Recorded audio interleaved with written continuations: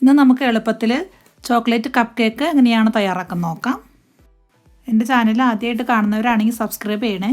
പിന്നെ ബെല്ലൈക്കൺ അമർത്തിയാൽ ഞാനിടുന്ന പുതിയ വീഡിയോസിൻ്റെയൊക്കെ നോട്ടിഫിക്കേഷൻ നിങ്ങൾക്ക് കിട്ടും.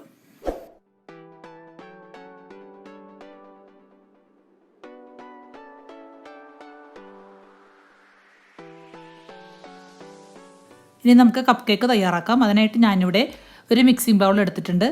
ഈ മിക്സിംഗ് ബൗളിലേക്ക് നമുക്ക് 1.5 കപ്പ് ഓൾ പർപ്പസ് ഫ്ലോർ അല്ലെങ്കിൽ മൈദ ചേർത്ത് കൊടുക്കാം.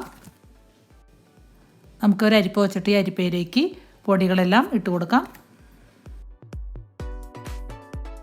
1.5 കപ്പ് ഓൾ പർപ്പസ് ഫ്ലോറാണ് ഞാൻ എടുത്തിട്ടുള്ളത്.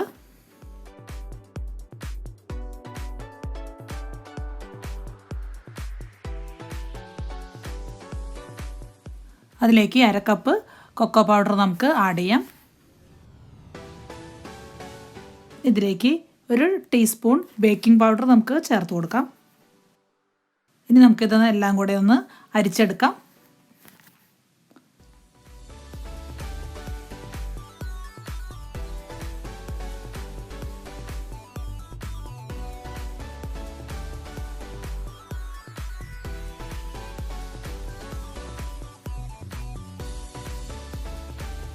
ഇനി ഇതിലേക്ക് 1 കപ്പ് പൊടിച്ച പഞ്ചസാര ചേർത്ത് കൊടുക്കാം. എല്ലാം കൂടെ നന്നായിട്ട് മിക്സ് ചെയ്ത് യോജിപ്പിച്ച് കൊടുക്കാം.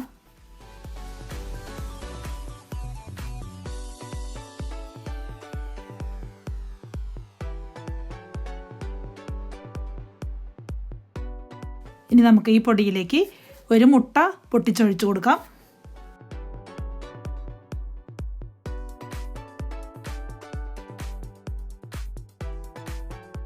1 ടേബിൾ സ്പൂൺ വിനാഗിരി ചേർത്ത് കൊടുക്കാം.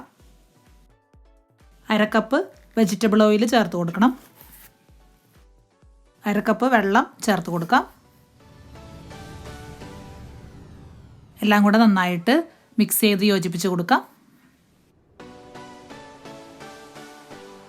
1/2 കപ്പ് വെള്ളം കൂടെ നമുക്ക് ഇതിലേക്ക് ചേർത്ത് നന്നായിട്ടൊന്ന് മിക്സ് ചെയ്തെടുക്കണം.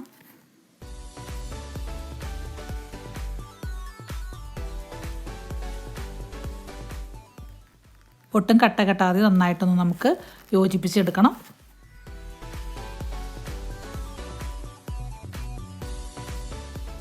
ഇപ്പോൾ കപ്പ് കേക്ക് ഉണ്ടാക്കാനുള്ള ബാറ്റർ റെഡിയായി കഴിഞ്ഞു. ഇനി നമുക്ക് കപ്പ് കേക്ക് ഉണ്ടാക്കാം. അതിനായിട്ടൊരു ട്രേയിലേക്ക് നമുക്ക് കപ്പ് കേക്ക് ഉണ്ടാക്കാനുള്ള മോൾഡ് വെച്ച് കൊടുക്കാം. അതിലേക്ക് 1/4 ഭാഗം വീതം ബാറ്റർ നമുക്ക് നിറച്ച് കൊടുക്കണം.